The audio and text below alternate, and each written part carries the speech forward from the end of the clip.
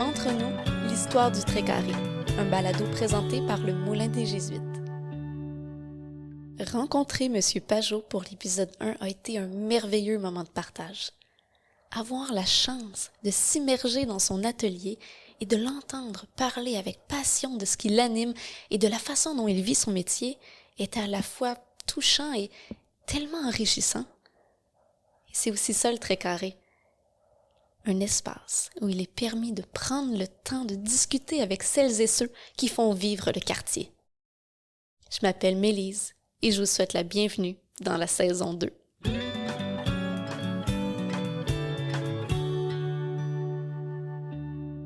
Pour ce deuxième épisode, je vais d'abord vous inviter à retourner dans le passé. Nous sommes en 1920.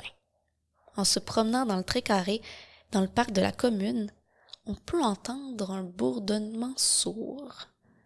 Ce sont les 60 000 abeilles de Jacques-Ferdinand Verrette, un commerçant, maître de poste, greinotier et apiculteur. Le miel produit est acclamé partout dans le monde. À sa mort, Hector, son neveu, reprend les rênes de cet élevage apicole jusqu'en 1962. Après une pause de 50 ans, les abeilles sont aujourd'hui de retour dans le Trait-Carré grâce à la famille Filion.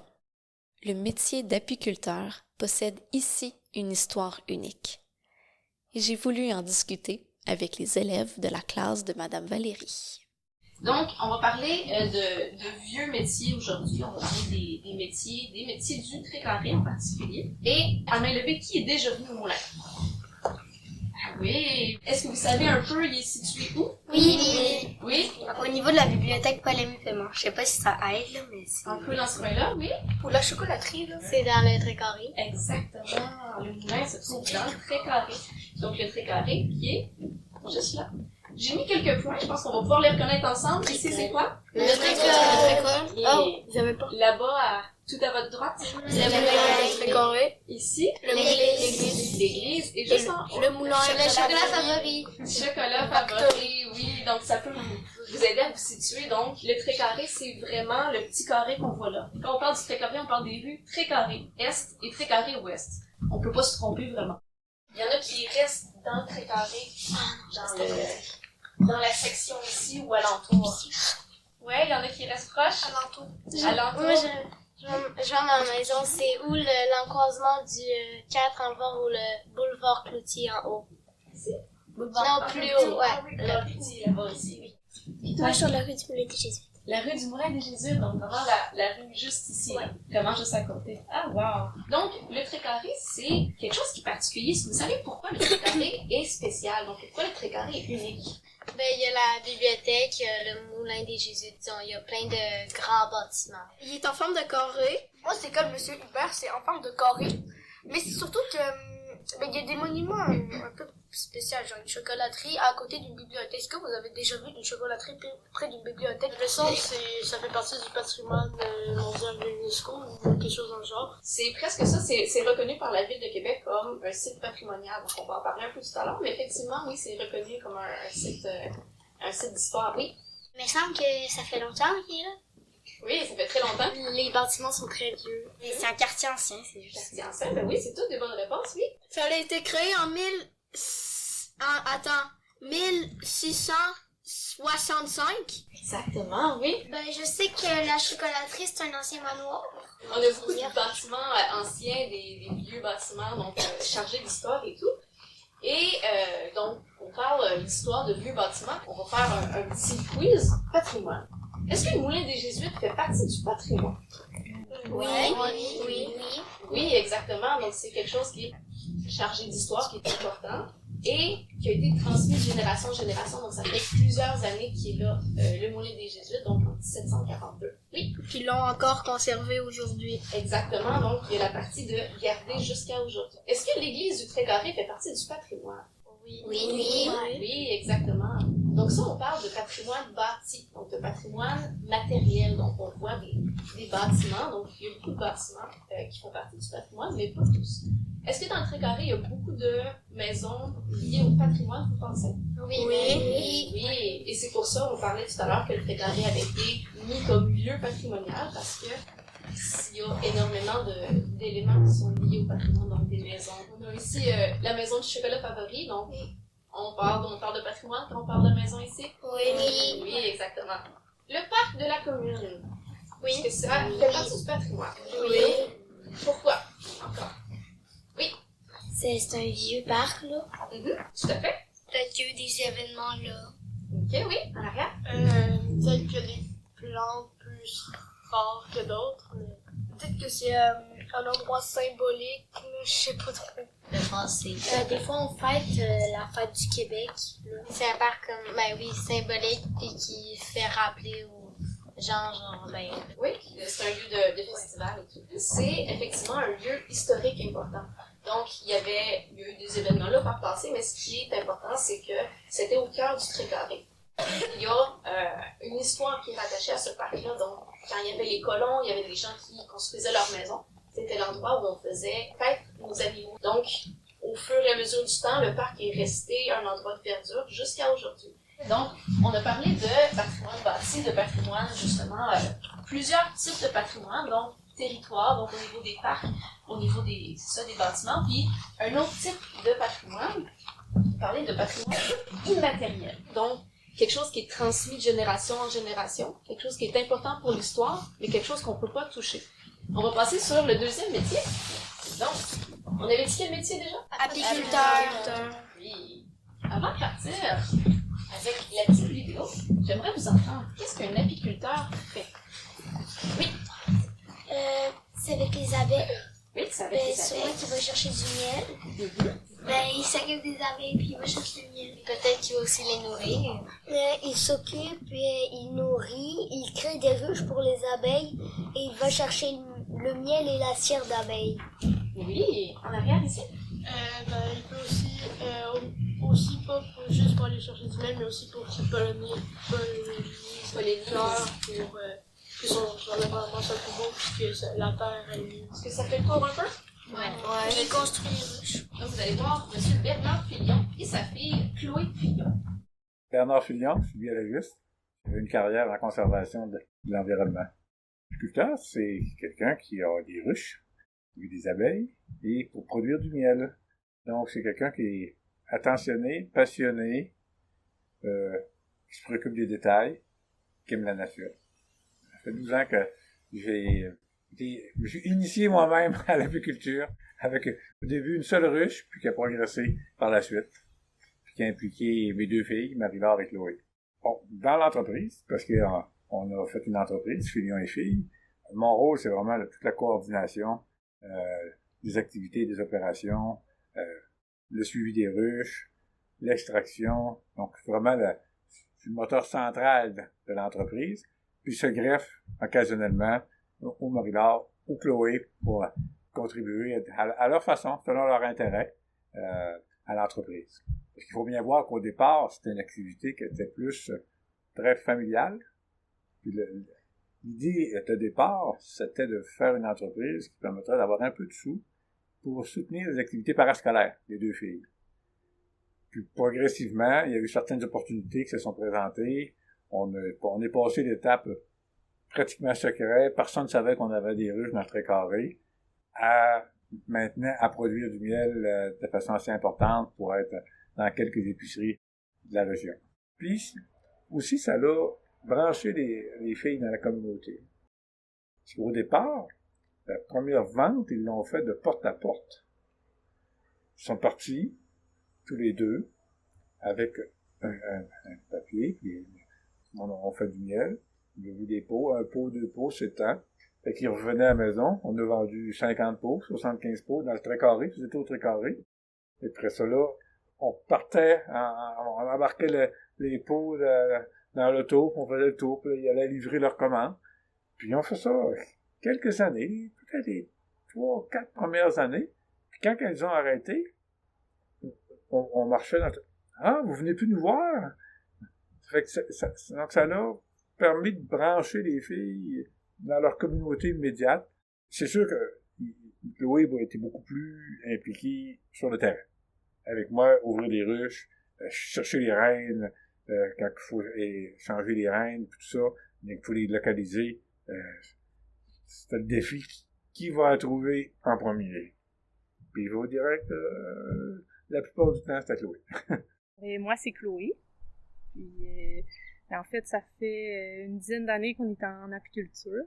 Puis, en fait, mon père m'a appris avec tout ce qui est le domaine là, de l'apiculture. Je trouvais ça très intriguant. Je le voyais partir avec son habit, puis des fois, je voyais toutes les abeilles autour. Je me disais, ça a l'air impressionnant. Fait que je trouvais ça intéressant de voir la quantité d'abeilles, autant que des fois, ils sont super calmes, puis on peut être longtemps dans la ruche sans rien avoir, que d'autres fois, là, c'est plus mouvementé.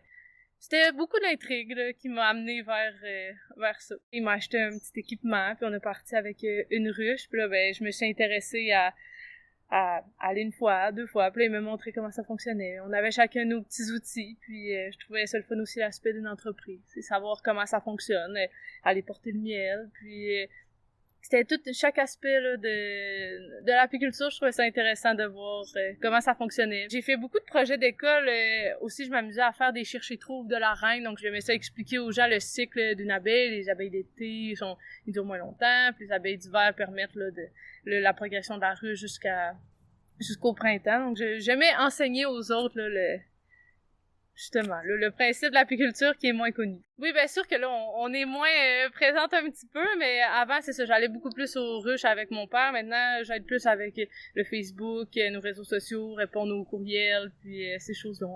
Nos tâches se diversifient avec le temps. Comment qu'on devient apiculteur?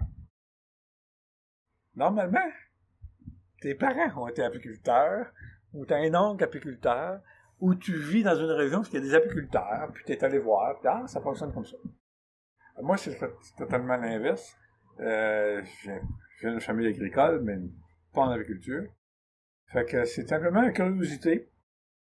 Je voyais qu'il y avait des ruches en ville, le Château-Frontenac, entre autres. Fait que j'ai pris contact avec l'apiculteur qui avait des ruches au Château-Frontenac. J'ai dit, oui, on va à sa ruche. Fait qu'une semaine après, je recevais une ruche avec des abeilles. Oh, peut-être. Mais c'est pas pire, une ruche. Fait que là, puis lui, il m'a accompagné. Donc, j'ai fait une formation. C'était 3 fins de semaine de 2 jours, données par un apiculteur, en lien avec le ministère de l'Agriculture. Et ça, je pense que c'est probablement le plus important. Il faudrait que toute personne qui a des ruches ait une formation. Il s'est présenté une autre opportunité. Notre départ, on avait déjà une ruche, a coïncidé avec la mise en place de la plateforme de socio-financement, la ruche. C'est un pur hasard, il y avait un des gouverneurs qui était sur le conseil d'administration de cette plateforme de socio-financement-là, qui dit, Bernard, on a choisi hier le nom de l'entreprise, de la plateforme, on va appeler ça la ruche. On aimerait que toi et tes filles soyez un des premiers projets à solliciter du financement. J'ai dit oui, sans trop réfléchir à ce que ça impliquait. Fait que j'ai dit oui, on a impliqué Marie-Laure et Chloé, ce sont eux autres qui ont fait la demande, qui ont présenté. Et avec ça, là, on est passé de 1 à 3 à 5 ruches. Puis, c'était parti. Puis on s'est rendu plus populaire. Puis ça fait un lien avec ce qui se faisait à l'époque, comme M. Verrette, qui a créé l'Association des apiculteurs du Québec, avec ses ruches dans le parc de la commune, qui doit être en avant de la maison chez nous. Fait que c'est comme une continuité, un peu hasardeuse, mais une continuité quand même. Il y avait des ruches à la fin, début de 1900, dans le Trait-Carré, puis au début des années 2000, il y a des ruches qui sont venues dans le Trait-Carré. La saison apicole au Québec est très courte. Ça dure du mois d'avril au début novembre.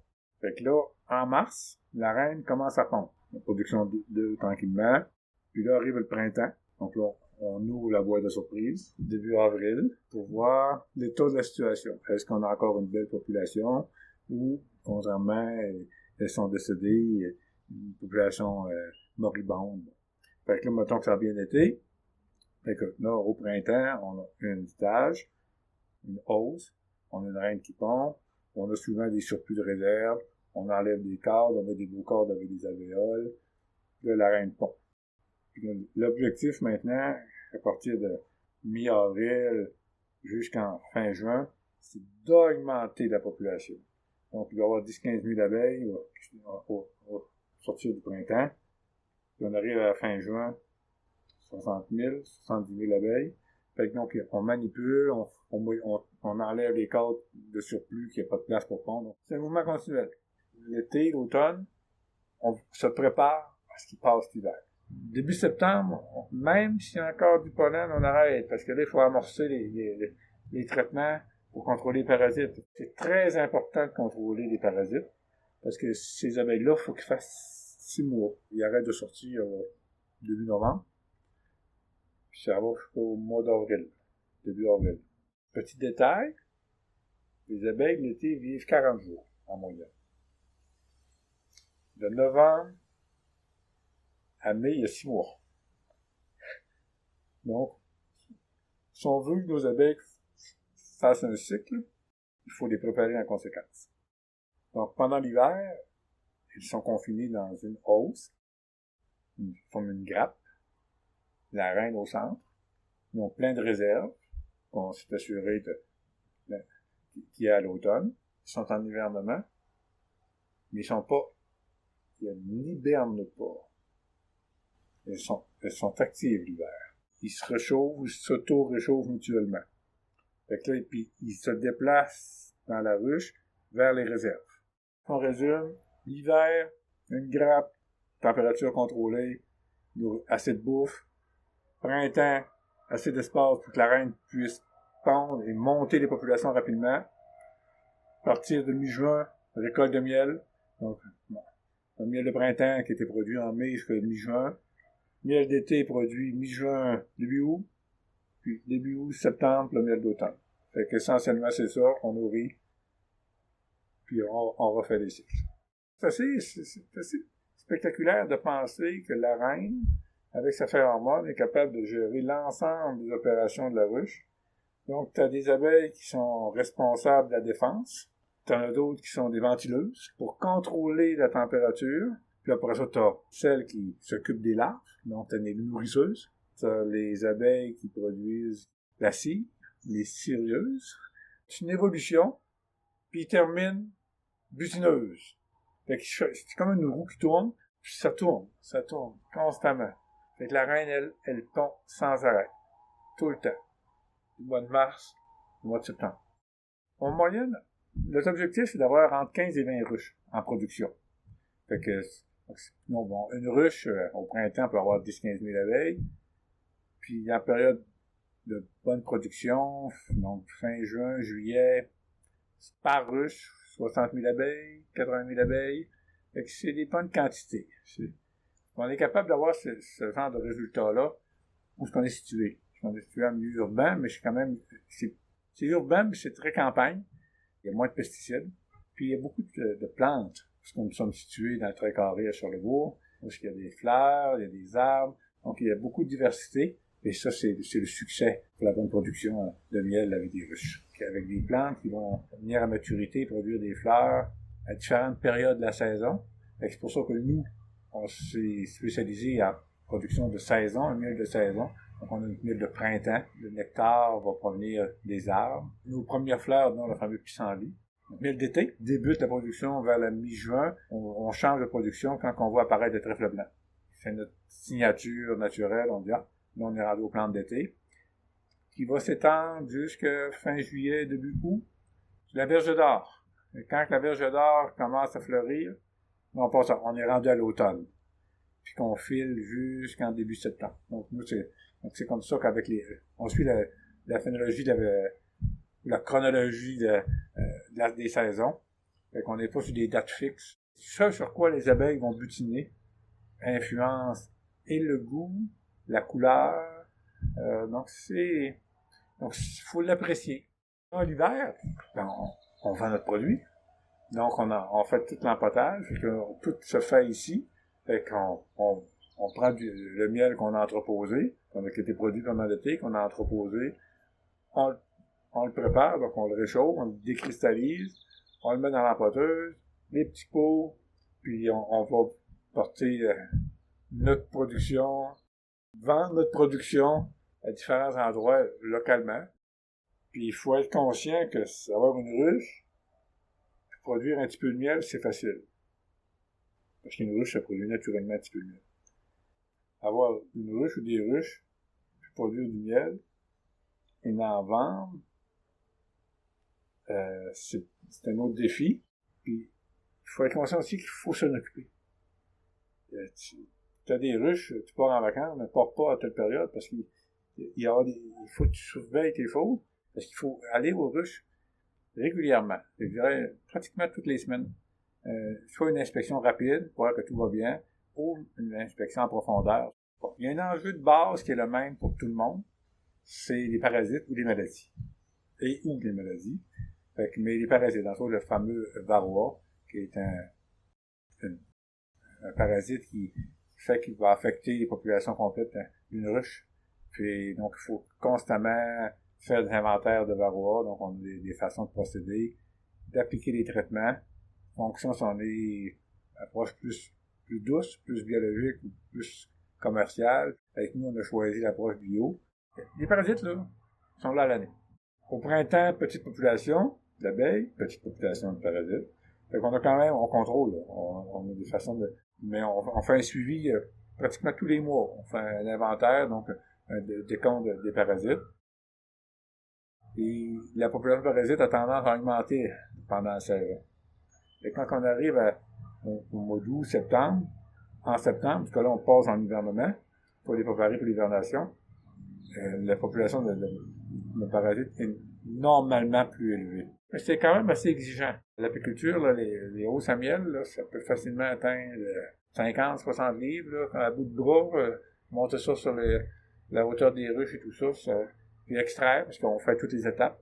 À l'occasion, quand j'extrais, c'est là que Chloé va venir me donner un coup de main aussi, là, ou empoter, là. Mais tout était quand même manuel. On n'a rien d'automatique. Chaque fois, c'est un petit défi. Je peux vous garantir que quand tu ouvres une ruche, tu penses pas à d'autre chose. Parce que là, tu as une décision à prendre. Qu'est-ce que je fais? Est-ce que je prends la décision que la reine va être changer? Donc ça, c'est une planification. Et je prends la décision de mettre une deuxième hausse. De changer des cadres. Donc, il y a toujours une décision à prendre parce que la saison est courte. Comme je disais tout à l'heure, on arrive, si on part au mois de mai, juin, tu arrives à la fin juillet, bon, il faut qu'on va commencer à préparer les ruches pour l'hiver. On fait des manipulations, on l'abaisse, nous on hiverne avec une seule hausse, donc on abaisse la reine à l'étage du bas, on prépare, puis on nourrit, on traite, puis on arrive au rendu mois d'octobre, c'est fini. Bon. Mais donc c'est très rapide, donc ça doit s'occuper. Puis, comme je disais tout à l'heure, c'est la météo qui mène. C'est très sensible, une ruche. Quand on a de la sécheresse, les plantes sont secs. Donc, peu de nectar, peu de pollen, peu de production de miel. Quand il pleut beaucoup de nectar, beaucoup de pollen peut-être, mais les abeilles ils sortent pas quand il pleut. Quand ils ventent beaucoup, sont moins efficaces. Une saison apicole extraordinaire ou idéale, c'est la pluie la nuit, chaleur le jour normale, autour des normales, 25-27 degrés, pas trop froid la nuit. Puis là, ça donne de très bonnes productions. Cette année, c'est une bonne année. Qu'est-ce que j'aime? Un peu de tout. Un peu de tout, là, dans le sens que c'est la curiosité, c'est du vivant, c'est vraiment pareil. C'est de comprendre que c'est toujours l'interrogation. Bon, là, qu'est-ce que je pourrais faire le mieux? Je voûte des cadres ou non? Donc, c'est cette vulnérabilité, parce que c'est du vivant, hein. Tu tournes à droite, tu vires à gauche, là, on peut pas leur dire ça. Donc, il faut stratégiquement s'adapter à eux autres pour voir un peu comment on peut les accommoder pour atteindre nos objectifs. Donc, c'est une collaboration. C'est quand même assez réconfortant de voir que les gens se soucient de ne pas éliminer les abeilles parce que le rôle en pollinisation. Fait que c'est une belle sensibilisation. On connaît pas l'avenir. C'est certain que les filles, les deux, qui n'ont pas fait d'études au niveau de l'environnement, ils n'ont pas fait d'études en apiculture. Moi non plus. Cependant, il y a un intérêt parce que tous les fois que j'ai mentionné, je pense que je vais arrêter, c'est elles qui disent non. OK. Ils vont continuer. Une chose est certaine, c'est qu'ils seraient capables d'être apicultrices. Parce qu'ils l'ont fait assez souvent avec moi pour savoir quoi faire, comment s'y prendre, où ou bien où appeler pour avoir des conseils. Donc ça, je pense que oui. Puis je pense que c'était un éveil aussi. C'est 13 ans, à 12 ans, 13 ans, aller faire une présentation pour solliciter des fonds, acheter des équipements, gérer une petite entreprise on les a accompagnés, là, mais c'est fini une fille. Avec ce que Bernard a dit, est-ce qu'on compléterait un peu le métier d'apiculteur? En fait, c'est pas quelque chose qui s'apprend trop à l'université, c'est plus quelque chose qui se transmet de génération à génération. Ben, il faut être passionné. Moi, c'était plutôt une question. Est-ce que dans une ruche, il y a une seule reine abeille? Oui, il a dit qu'il y avait entre 15 et 20 ruches, et chaque ruche a sa propre reine. Je pense pas qu'ils l'ont dit, mais c'est pour être apiculteur familier. Pour aimer le miel? Vu que il y a beaucoup de miel. Je pense que c'est pas un prérequis. Moi, j'ai une question. Est-ce que des apiculteurs peuvent vendre leur propre miel? Genre eux, ils en vendent. Vous avez vu les petits pots? Fillon, c'est eux qui en Fillon vendent. et puis... Ouais, mais Fillon et puis... ils vendent ça où? Ils vendent ça un peu partout. Souvent, c'est des gens qui les appellent pour aller chercher le miel parce que 10-15 ruches, c'est pas beaucoup de ruches. Donc, eux autres, c'est vraiment une toute petite entreprise. Oui. Ça dépend du travail des abeilles, ce que le miel goûte ou la couleur. Exactement. Donc, il y avait 3 sortes de miel, si je me souviens bien. Il y avait du miel D'automne, d'été, de printemps. Exactement. Toutes les saisons, donc. À part l'hiver. À part l'hiver, donc on peut se demander qu'est-ce que les abeilles font l'hiver.